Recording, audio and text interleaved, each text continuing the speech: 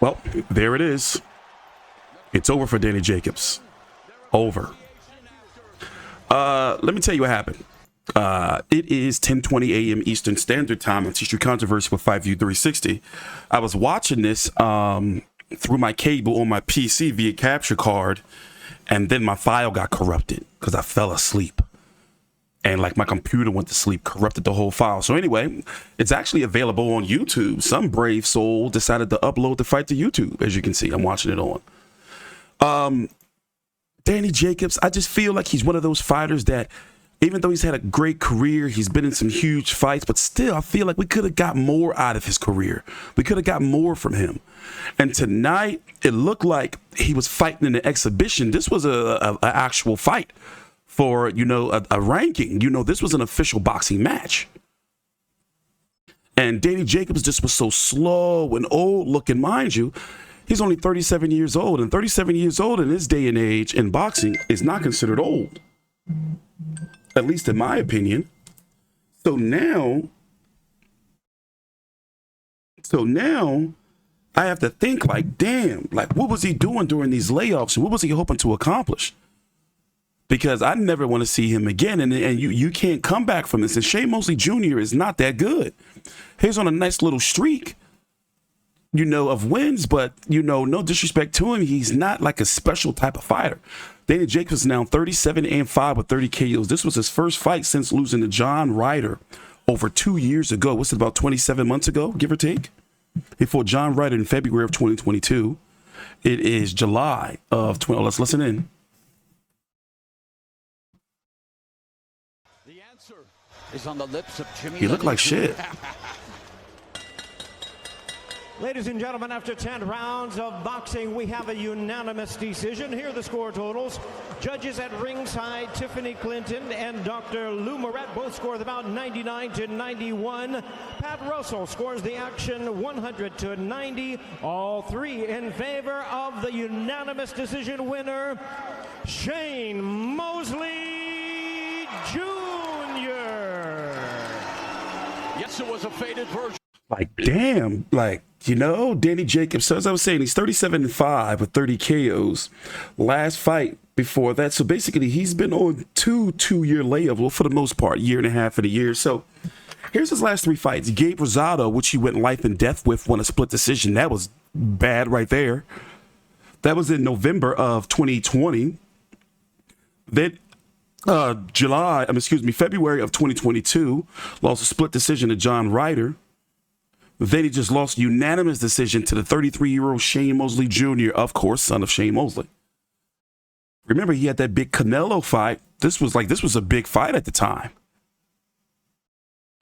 And then he even had that Golovkin fight, a fight that he pushed for because he was on the PBC fight. PBC side, he actually made that happen. I was really happy and proud for Danny Jacobs that he was one of the ones that fight was out there for him. He didn't drop his belt like no sucker, like some old Peter Quillen shit, who he knocked out, by the way, a couple years before that. And he actually fought Golovkin. He stepped up. Like, he got a lot of clout from that.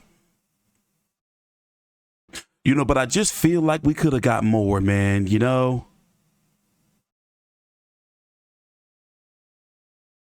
But now it's over. Like, for example, that Lara fight, maybe I wish we would have got either of the Charlos, maybe a Jared Swift Hurd.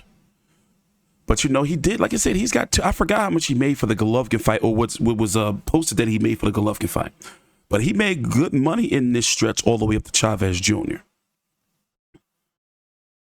He was even messing around with, I know it's like kind of irrelevant, but he was doing pretty good. He was messing around with Russell Simmons' daughter, too. Doing pretty good. No, not Russell Simmons. Which one is she? Angela Simmons. Which one is she? Is she the, I forgot which daughter she is. Run DMC, one of them.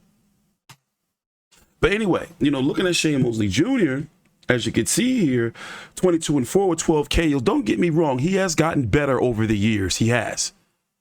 And he's, as I said, he's 33 years old. That's still young in today's era of boxing in that 160, 168 pound division. Beat Gabe Rosado, lost to Jason Quigley, lost to Brandon Adams. David, I think I seen this fight. What card was this? Yeah, I covered, Jeff Horn, Manny Pacquiao, Jeff Horn. Yeah, I seen this fight. I know I did. So I'm surprised that I've covered so many Shane Mosley Jr. fights, to be honest. But yeah, I don't want to see Danny Jacobs no more. You know, he looks slow, like lunging with his punches. Like he looks super old in there. You would think he was 45 years old.